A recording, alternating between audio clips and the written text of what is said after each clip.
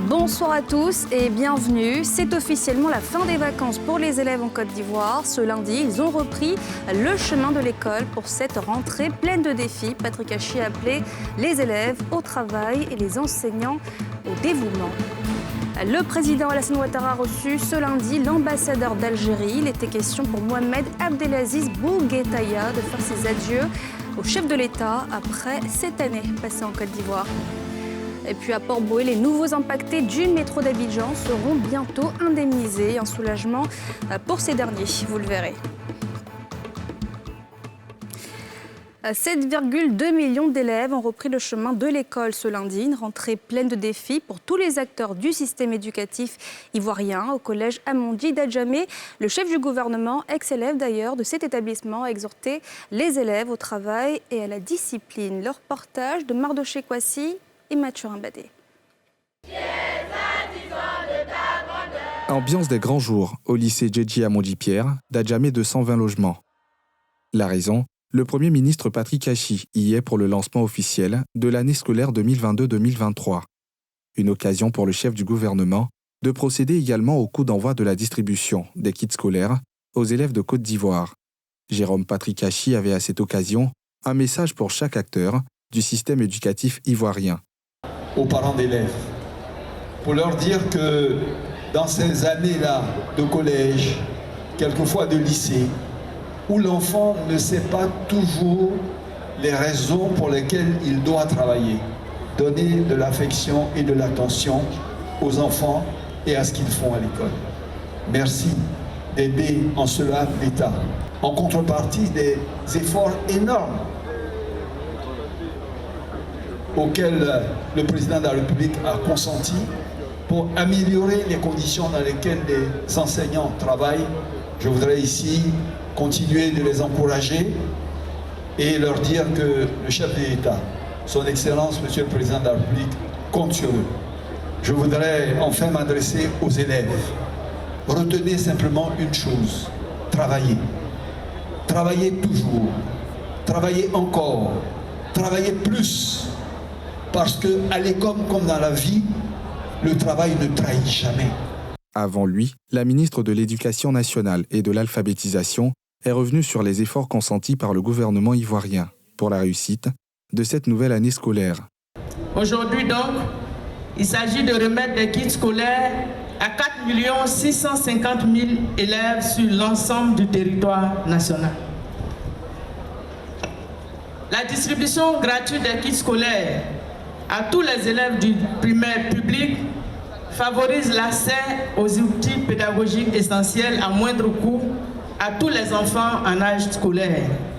Le travail des enseignants qui est ainsi facilité permet d'améliorer nettement le niveau des apprenants. Cette opération qui représente l'un des volets du programme social du gouvernement s'inscrit également au nombre de mesures de lutte contre la pauvreté et de lutte contre la vie chère. À travers ce geste, l'État de Côte d'Ivoire a des objectifs à atteindre et des performances à améliorer. Des efforts salués par la porte-parole des élèves bénéficiaires des kits scolaires qui s'est engagée au nom de ses camarades à faire bon usage de ces équipements et à donner le meilleur d'eux-mêmes pour obtenir de meilleurs résultats. Nous, les élèves du lycée moderne Djedji Amondi-Pierre d'Adjamé et de nombreux enfants de notre pays pourront suivre les cours dans de bonnes conditions. Nous nous associons donc à nos cadres des écoles primaires pour vous réitérer nos infinis remerciements.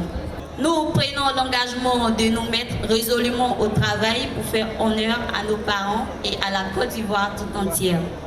Les partenaires traditionnels de l'État de Côte d'Ivoire pour les questions d'éducation, notamment l'UNICEF, sont aux côtés du ministère de l'Éducation nationale pour cette nouvelle année scolaire, à travers des dons en équipement. Pour cette nouvelle année scolaire qui démarre ce lundi pour s'achever le 31 juillet prochain, ce sont plus de 7 millions d'élèves qui sont attendus dans les salles de classe de Côte d'Ivoire. Et les élèves du privé ne font pas l'exception à cette rentrée. Ils ont aussi rejoint les salles de classe ce matin, des salles quasi vides, vous le verrez, dans les établissements qu'on a visités en raison du retard des parents dans l'inscription et la réinscription des enfants. Le constat de Mardoché Kwasi et Mathurin Badé. Dans cet établissement privé que nous avons visité ce lundi matin, le hall principal préparé par le service de la scolarité pour la circonstance, accueille les élèves et leurs parents, venus pour la plupart pour des inscriptions et réinscriptions, en ce jour censé pourtant marquer le début effectif des cours. On a installé un dispositif qui permet aux parents de se renseigner et de venir par la suite faire les inscriptions physiques des enfants. Il n'y a pas l'engouement, ce n'est pas l'affluence des grands jours, mais on peut déjà dire que les choses se passent bien. Avec le temps, comme on le sait, les parents vont s'organiser, mais on finira par boucler les effectifs qu'on attend. Je suis venu inscrire mon enfant, moi j'ai beaucoup d'enfants. Et au lieu de payer un peu, ils préfèrent payer en même temps. Je dois m'occuper d'eux pour que demain ils puissent s'occuper de moi. Comme il était en voyage, ça cause ça, il n'a pas venu tout. Donc aujourd'hui, je suis venu pour l'inscrire moi-même. Je suis venu l'inscrire vite pour qu'elle ne rate rien. Dans les salles de classe, les professeurs présents procèdent à la prise de contact avec la poignée d'élèves déjà inscrits. Le travail, c'est la prise de contact, où nous expliquons aux enfants, nous souhaitons aux enfants la bonne arrivée et nous donnons aussi le matériel qu'il faut pour pouvoir faire l'année et les questions d'usage. Quand nous retrouvons les élèves, nous sommes dans la joie, parce que c'est quand il y a élèves que nous travaillons. Ailleurs, d'autres élèves prennent connaissance de leur emploi du temps de l'année. Je suis vraiment heureuse de revenir à l'école, de revenir trouver mes camarades, les professeurs. Je tiens à me concentrer et je tiens à dire aussi aux élèves qui ne sont pas encore venus de venir à l'école parce que les cours et puis les examens commencent dès le départ, dès le début de la rentrée. Je suis venu pour mon emploi du temps. Je suis en classe d'examen. J'espère que jusqu'à la fin d'année, je vais travailler dur pour avoir le bac. Du côté des responsables d'établissement, on dit avoir tout apprêté pour recevoir les élèves dès ce lundi, même si certains se font toujours attendre. Pour réussir, nous avons initié les inscriptions de nos élèves depuis juin. Ça nous a permis d'avoir un effectif, mais les inscriptions continuent. Donc nous avons équipé les labos, nous avons équipé les salles informatiques d'ordinateurs. Nous sommes en train de confectionner des tables pour qu'il n'y ait pas de déficit à cette rentrée scolaire. Nous sommes prêts à accueillir nos apprenants. Au total, si les administrations des établissements secondaires privés sont au four et moulin pour recevoir les élèves et les parents d'élèves pour les inscriptions et réinscriptions en ce premier jour de la nouvelle année scolaire, dans les salles de classe par contre, on n'en est qu'au premier contact avec le peu d'élèves déjà inscrits. Une situation qui devrait aller en s'améliorant. Et ce lundi de rentrée, nos équipes ont sillonné les établissements de la capitale économique pour constater la reprise des élèves du primaire. Dans quelle ambiance les tout-petits ont-ils retrouvé les salles de classe? Le reportage de Mithilène Légré et Kimo Eric. En ce premier jour de la rentrée des classes, les retrouvailles sont chaleureuses dans ce groupe scolaire. Je suis venue à 6 heures. Je suis heureux de venir retrouver mes amis. Aujourd'hui, on a fait la correction des exercices. Et puis, on va faire un cours tout de suite. Je suis heureux de retrouver mes amis. Dans cet établissement, seuls les élèves du primaire ont fait leur entrée ce lundi. Le directeur sillonne chaque classe pour s'assurer du bon déroulement des cours. Ce premier jour, j'avoue que ce matin d'avoir été débordé par les parents d'élèves et les élèves, bon, nous avons pu faire l'essentiel pour que tout rentre dans l'ordre. Et que, présentement, j'ai fait le tour des classes pour constater s'il y a des absents ou il y a des retards, afin que nous puissions appeler les parents pour leur signifier l'état de leur enfant. La cloche de la rentrée a également sonné au groupe scolaire La Prunelle. Ici, la reprise est effective pour toutes les classes, en passant par la maternelle. Très bien, un banc pour elle. On fait comme ça, un banc. Les élèves sont présents. On a constaté quelques absences, mais on constate que beaucoup sont présents ce matin. De la crèche jusqu'au CM2. Ils viennent d'arriver, nous avons pris le temps de faire la révision de la spirale avec les enfants. Ça consiste à travailler le poignet. Vous voyez, on tourne, on rend, c'est pour rendre le poignet de l'enfant souple pour qu'il puisse écrire. Sur toute l'étendue du territoire ivoirien, plusieurs élèves du préscolaire, du primaire et du secondaire ont repris le chemin de l'école ce 12 septembre. Les vacances sont bel et bien terminées. C'est le début de 9 mois d'apprentissage, dont le programme détaillé a été révélé au cours de la réunion de rentrée avec la ministre en charge de l'Éducation nationale. Je vous le disais en titre, en fin de mission en Côte d'Ivoire, l'ambassadeur d'Algérie était chez le président Alassane Ouattara ce lundi. Au terme de ses 7 années passées en Côte d'Ivoire, il a tenu à faire ses adieux au chef de l'État ivoirien. Occasion pour les deux hommes de saluer l'excellence des relations entre la Côte d'Ivoire et l'Algérie. Les précisions de Salif Alekoué et Harouna Zeba. L'ambassadeur de l'Algérie en Côte d'Ivoire, Mohamed Abdelaziz Bouguetaya, était au palais présidentiel au Plateau pour faire ses adieux au président de la République Alassane Ouattara au terme de sa mission. Avec Monsieur le Président de la République, nous avons fait un large tour d'horizon sur les relations algéro-ivoiriennes et sur les moyens de les dynamiser. Nous avons également sérié plusieurs secteurs qui peuvent apporter un plus à nos relations. Enfin, Monsieur le Président de la République m'a chargé de transmettre à son frère, le président Abdelmadjid Tebboune, une invitation à venir effectuer une visite d'État en Côte d'Ivoire en réponse à la visite que Monsieur le Président de la République Alassane Ouattara a effectuée en Algérie au mois de mai de 2016. Ce que je retiens, c'est j'ai dit que le peuple, on a l'impression que le peuple ivoirien est méditerranéen, ouvert, affable, gentil, disponible. Ça, c'est quelque chose qui va me marquer durablement. Le chef de l'État avait effectué en 2016 une visite en Algérie, avec à la clé la signature de plusieurs accords entre les deux pays, notamment dans les domaines agricoles, de l'enseignement technique et de la formation professionnelle. Après une réévaluation du tracé du métro à Port-Bouët, de nouvelles personnes ont été impactées. À la cellule d'exécution du plan d'action et de réinstallation au plateau, ils ont été enregistrés. Une première étape dans le processus d'indemnisation. Les précisions de Pierre Dipomélin, c'est Tanguy Conin.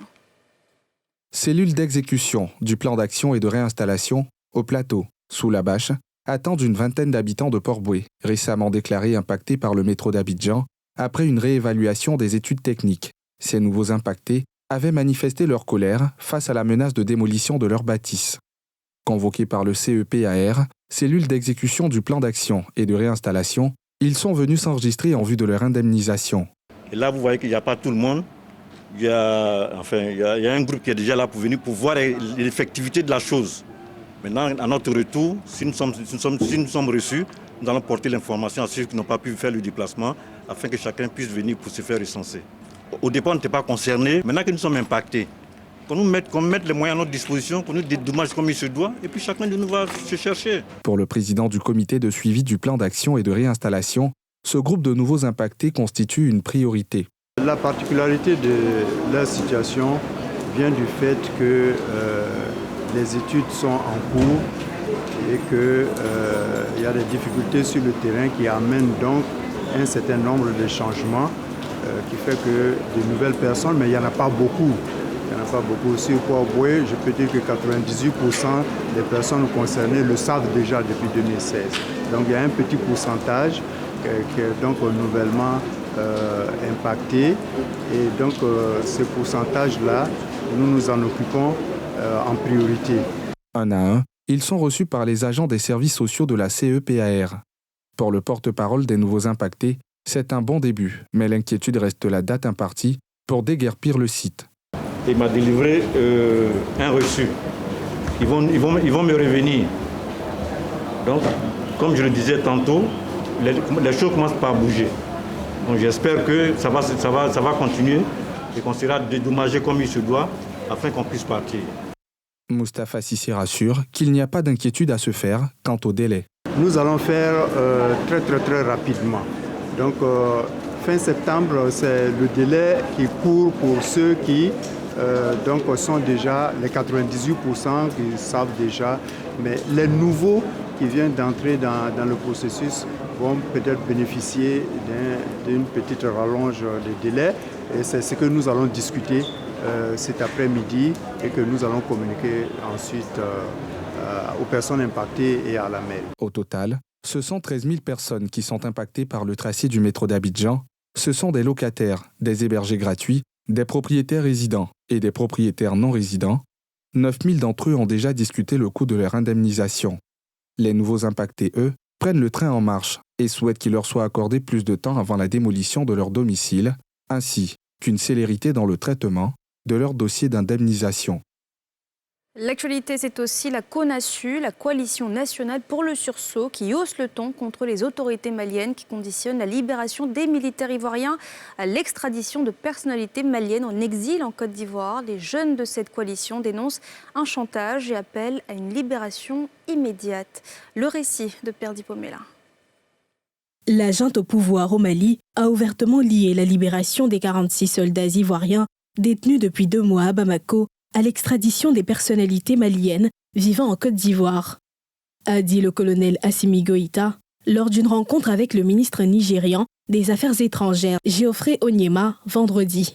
Une demande qui a fait réagir la CONASU, Coalition nationale pour le sursaut, en tournée de sensibilisation à la cohésion sociale dans l'ouest du pays, notamment à Divo, Gabiadji, Méagui et Gagnoa.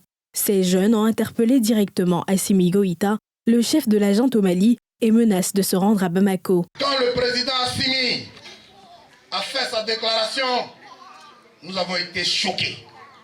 Et nous n'allons jamais permettre que le président Assimi et la junte militaire manquent de respect au président Alassane Ouattara. Ça, nous n'allons pas permettre ça. Oui, qu'il le sache. Mais nous les jeunes, nous allons demander au président Assimi, nous allons lui dire qu'aujourd'hui est samedi. Nous allons lui donner jusqu'à 72 heures pour qu'il se ressaisisse, qu'il libère nos 46 soldats restants. Sinon, nous-mêmes, nous allons aller à Bamako le voir pour libérer nos soldats. Parmi les responsables visés par la junte, on compte notamment Karim Keïta, le fils de l'ancien président Ibrahim Boubacar Keïta, renversé par les colonels en 2020, et Thiéman Hubert Koulibaly, ministre de la Défense et des Affaires étrangères sous Keïta. Et puis pour avoir une peau plus claire, des femmes n'ont pas de limite. Pour ces dernières, tous les mois, c'est la course aux lotions, crèmes, pommades et savons éclaircissants, des produits qui ne sont pourtant pas sans conséquences, comme nous le montre cet élément de Nadja Eja et Rebecca Issoufou. Madame Dominique Etienne, dans son laboratoire au fond de sa boutique, manipule plusieurs produits chimiques pour obtenir du savon, crème et lait unifiant et gommant pour la peau. En fait, la particularité de ce savon, c'est qu'il est à base d'huile rouge. Vu que c'est un produit naturel, fait avec des ingrédients vraiment naturels, et donc ça nettoie la peau de façon naturelle, ça enlève toutes les impuretés, toutes les imperfections. C'est un excellent anti-acné, un excellent gommant, dégraisseur et tout ça. En tout cas, et il est rajeunissant. J'utilise du concombre, des carottes, de la tomate, ce genre de choses. Ça les rassure encore plus. Elle n'est pas la seule dans cette activité en plein essor dans la capitale ivoirienne. Même la junte masculine s'en mêle. Ibrahim Ouattara, connu sous le pseudonyme de Ibé Grotto, affirme être cosmétologue, visagiste et chimiste diplômé d'État. Lui-même, adepte depuis des années, parle de la qualité de ses produits. Tu as perdu ton teint en allant par exemple dans un village, ça peut arriver, ou bien avec l'eau de mer, tu reviens, non, on te redonne ça. Mais pas des produits trop décapants parce que c'est dangereux. Il y a des conséquences pour la peau. Le HO2, c'est le peroxyde d'hydrogène. C'est-à-dire ce que vous appelez en bon français eau oxygénée. C'est pour déteindre les cheveux. Les gens ont tendance à mettre ça dans les pommades. Oh, c'est dangereux. Donc ça va créer à la longue un dessèchement, les rides précoces, les vergetures, les acnés, et puis j'en passe. Voilà. Donc pour moi, je ne travaille pas avec ce genre de produits. C'est des produits purement bio. C'est-à-dire quoi? C'est des produits qui sont faits avec des extraits de plantes, des algues de mer. Ces éléments, on a une beauté. C'est comme ça. Depuis 2015, la fabrication et la commercialisation des produits cosmétiques éclaircissants contenant plus de 2% d'hydroquinone et plus de 12% d'alcool est interdite en Côte d'Ivoire. Pourtant, on assiste toujours à cette vente libre de ces produits dont la qualité reste douteuse et continue de provoquer des problèmes de peau chez les utilisateurs. Et pourtant, plusieurs clients à la recherche du teint parfait n'ont pas de limite et sont peu regardants sur la composition des produits. Oui, je suis arrivée là. Je ne veux pas arrêter. Je veux continuer, je veux être encore plus clair. Mais je n'ai pas encore trouvé le produit qui va me rendre encore plus clair. Ça fait peur, mais on prend le risque. Moi, IB, j'ai choisi de ne pas noircir. J'ai fait produit et j'assume. Voilà, je ne peux pas noircir, c'est comme ça. J'adore, mais je ne vous dis pas de me suivre, manger comme ça. Même à 100 ans, je serai toujours tcha. Tcha ou rien, tcha chombala. Mais si certaines femmes sont complexées par leur teinte, d'autres par contre en sont fières. Je n'ai jamais été tentée en tout cas. Je n'ai jamais été tentée. C'est parce que je ne suis pas intéressée, c'est tout. Je trouve que ce n'est pas bon parce que au fur et à mesure que tu prends, tu peux avoir des problèmes de peau après. Et puis, avec des opérations qui sont là actuellement, on ne sait jamais. Tu peux te dépigmenter et puis après aller à l'opération, c'est compliqué. Malgré l'interdiction de ces produits dangereux, il n'est pas rare de constater les séquelles majeures cutanées, ce qui pose la question de l'efficacité du service de contrôle qualité du ministère du Commerce sur le marché. Ce service que nous avons contacté, mais qui n'a pas souhaité s'exprimer dans l'immédiat. Selon Dr Blaise Goli, dermatologue, vénérologue, l'utilisation de ces produits sur la peau n'est pas sans conséquences. Venir utiliser des produits éclaircissants, c'est venir arrêter le processus de protection de la peau contre les agressions extérieures. L'usage de produits éclaircissants peut aboutir à long ou à court terme en fonction des doses qu'on a utilisées. On peut être diabétique, on peut être hypertendu. Vous voyez ces produits-là qui vont entraîner une rétention solide, ça veut dire que le sel ne sera pas évacué du corps. Mais dans certains cas, et selon le degré de dépigmentation, des solutions existent pour réparer les dégâts causés par ces produits. Pour guérir, il faut dire qu'il faut arrêter le traitement. Il y a certains produits éclaircissants, vous les arrêtez, mais c'est dangereux. L'arrêt doit suivre des procédures. La tâche du service de contrôle qualité reste difficile, d'autant plus que les fabricants de ces produits disposent de plusieurs moyens pour contourner la législation. Et voilà, c'est la fin de ce journal. Merci de l'avoir suivi. On se retrouve demain, même heure. Excellente soirée à tous.